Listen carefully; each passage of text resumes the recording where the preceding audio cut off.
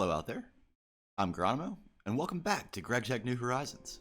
I'm a little bit under the weather this week, so my voice might sound a little scratchy, but I didn't want to delay this episode anymore. Hopefully you'll forgive me for this one. We've been hard at work the last couple of weeks refining the base concept, but we also ran into a couple of roadblocks. Allow me to explain. Here's the current design for the base complex. It's calling for us to spread out quite a bit. We want to have fuel production here, so we can take advantage of all the oil byproducts right next door in the chemistry building.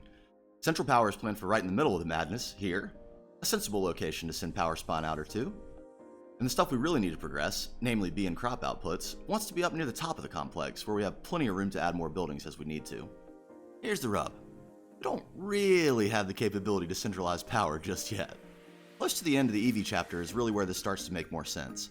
After we have access to platinum and tungsten at better ratios, we'll get wires that can run long distances without too much worry about the EU loss. It seems like a short path to those things. In fact, we can go straight at both of them if we want. But we're missing one important thing. Circuits. Eventually, this building is going to mostly be chemistry, but for now, I think it'll make a fine home for the clean room, and the rest of the stuff we need to bring back online for all the circuits we'll need for the EV tier. I'm still holding on to quite a few MV and HV circuits, but we're going to need those. In terms of circuit progression, we're here on the plastic circuit board line, and the next phase we'll use the epoxy boards. The EV circuits we have access to at the moment are quite expensive. I think we can pit stop before epoxy, but not for long. How about some progress?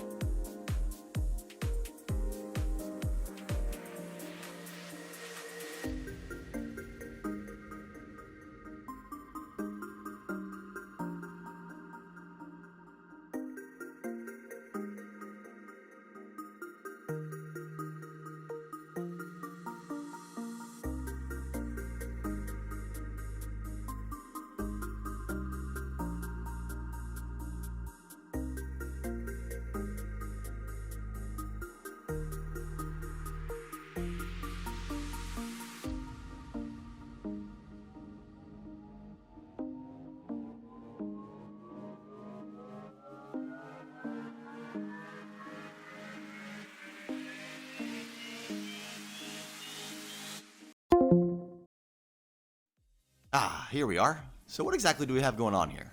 Well, we're going back to the LV-NV era just a bit here, but we've got silicone solar grade dust set up here, and we're recycling the chlorine, so as long as we keep providing silicone, it'll keep providing SSG with no intervention.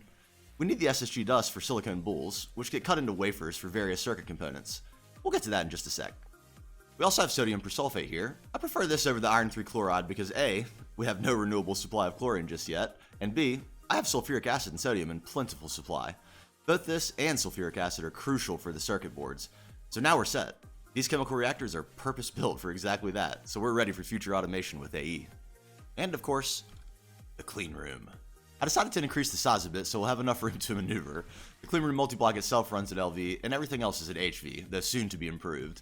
We've got the cutting machine, laser engraver, and the circuit assembler in here, and all three must be inside the clean room for our purposes with the circuits. All in all, quite an increase to our industrial capacity. Now we're really burning some fuel.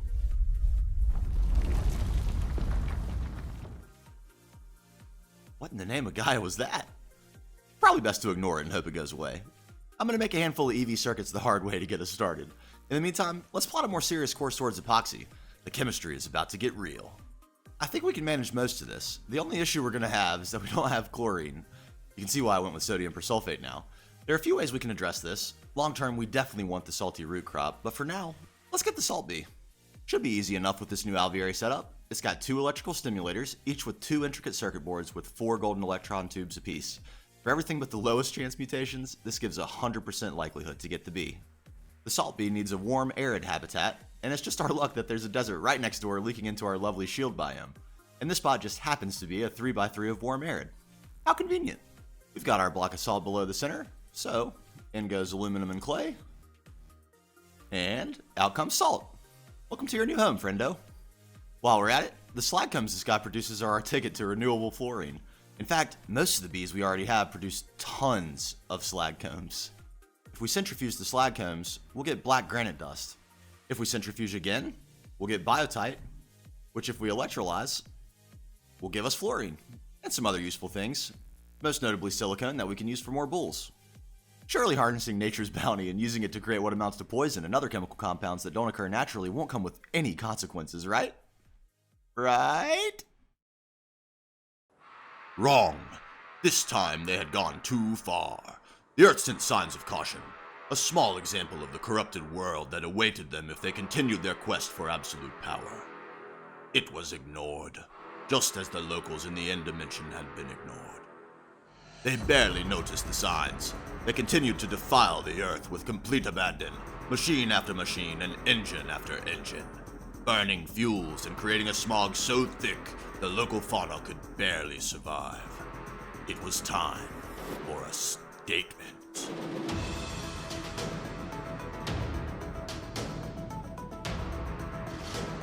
Mother Earth had lost her patience. She screamed with rage and sprung to life a mighty corruption to smite the very site where this path to madness had begun.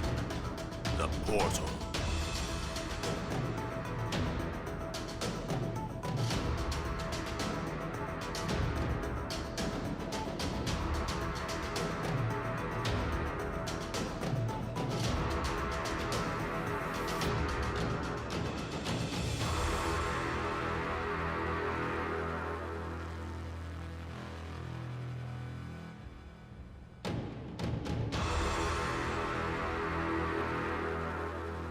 This warning could not be ignored.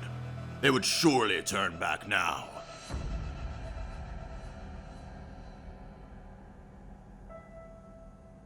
Whoa, cool. What? I wonder what kind of magical properties this thing has. This is a warning, not a— Maybe we can tap into that core, and I bet we can use the canopy too. You fool! Listen to me! The witch's altar needs us to harness nature's power. We're definitely going to use this to our advantage. Can you not hear me? What are you doing? The ancient tomes spoke of a darker magic. A blood magic. I think that's what it meant by, you'll see a sign. Yes! A sign to stop! Stop! What is that annoying buzzing sound? Maybe this tinfoil hat will block it. No! Ah, that's better. Now, how can we put this thing to use? What an absolute effort this thing was. I know I'm breaking the third wall here, but we all know how this tree got here. If you're excited to see where this thing goes, subscribe. To get this world to the next level, I need your support. Come hang out on Twitch too if you want. We're having a blast coming up with ideas for the builds and for the lore. Your idea could be next to make it to the world. Now, I know this might be a long shot, but I would love some real art to be an inspiration for where we take things too. If you're an artist out there and this crazy neon corrupted mushroom tree strikes a chord with you, or you feel inspired by the story of Earth's revenge on oblivious industrialists, give me a shout. This project still needs a bit more work, and we've got an amazing idea cooked up for the portal room down there, but it's not going anywhere. This is the biggest single project I've ever tried to build in Minecraft, and by far the biggest organic shape. And I'm super proud of how it came together, and super grateful for everyone who stuck it out with me stream after stream. This definitely pushed me past what I thought were my limits. In total, it's about 60,000 leaf blocks, all harvested and placed by hand. We ran into a weird thing with the block IDs for leaves that borked the builder's wand. Very strange. I did say last episode that no grind was too great for this project, didn't I? We did manage to save some time with this amazing little contraption designed by Tempers, one of the legends from the stream. I absolutely love this thing. It's using some vanilla mechanics to move the logs from a grown tree far enough away that the block breakers don't prevent more trees from growing. Like I mentioned last episode, automating biomes of plenty trees proved tricky before IV, and this is just fantastic. We also ended up with a Celestis bee, which is why we had that alveary breeding setup handy for the salt bee. The The breeding process looked exactly like what you saw for the salt bee, with some extra hopping around for the right conditions. I'm pretty sure this is the highest output bee that exists in the pack. The yield is absolutely insane. I also thought it might be interesting to take a look at how we managed this, or at least the stages of the build. This was a big time learning experience for me, and the process is definitely one I would use again for something this large. All of this was done in survival completely freehand, so it's definitely a trust the process kind of build. Let's take a look, shall we? It all started with a hole, so we could have some idea of the space we needed to cover. Yeah, this tree's a glorified manhole cover. Then, a few layers to get an idea for the scale. Next, a frame, so we can introduce the curve over the right distance. And now we follow the frame up and create a pinch near the top.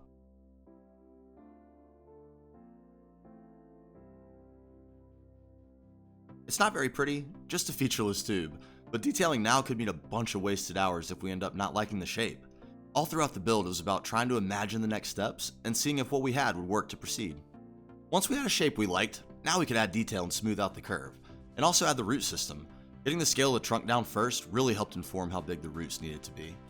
Now a branch system, just to frame out the canopy and start to get an idea of how to match the scale of the trunk. The answer? Go insanely huge. The canopy itself was the bulk of the project. I got a little stuck here because I wanted to make it feel front heavy to match the curve of the trunk. I got some really good advice from Toasty Spuds here, another legend from the stream, which in short was, just get some blocks down. Honestly, that's probably my biggest takeaway from the whole experience. This is Minecraft. If you don't like it, mine it down and craft it back up. Just get some blocks down and go from there. So, we continued to the hanging bits. We tried a bunch of different things here, trying to base things on the smaller model tree peeking out from the background, and in the end it seemed like a little bit of chaos was just what the doctor ordered. And with more going on, it was more obvious what was wrong with the shape, so we tore some out and rebuilt it. We really hit a groove here of build, react, and iterate. Now it was finally time for the fine details, underneath the canopy too. And at last, we had done it. We had our canvas to paint with Celestis. We had lots of practice with it from the concept work from episode 2, so this part went pretty smoothly. Behind the scenes was Fabu, yet another legend from the stream, working on some pieces in a creative download of the world, dialing in the lighting concept for the canopy. Mixing in the blue light really sets the whole thing off, don't you think? I just can't believe how it turned out. I think it's an epic centerpiece for the story of the world. Let me know what you think. And I hope seeing some of the process is helpful. Just get some blocks down. Honestly, it broke my heart a little to think that after more than 60 hours of working on it, the tree would only get about a 15-second segment in the video. So hopefully that was fair middle ground between my vanity and some usefulness. Anyway, here's our setup for the bees and combs, producing sweet, sweet chlorine and fluorine, among other very useful things. Now that we have both of these chemicals, we can actually process some of the advanced combs, including, wouldn't you know it, the platinum comb, which is going to let us skip a step or two in the Bobo plat line. Most importantly, the low chance of platinum metallic dust as a byproduct of nickel. I love it when a plan comes together. But before that, we need to put our chemistry hat on for a bit and actually get epoxy. I think we'll save that for next time. I'm looking forward to diving back into some progression. There's more building to do too, and chapters of this story yet to be told. And hey, stay positive out there.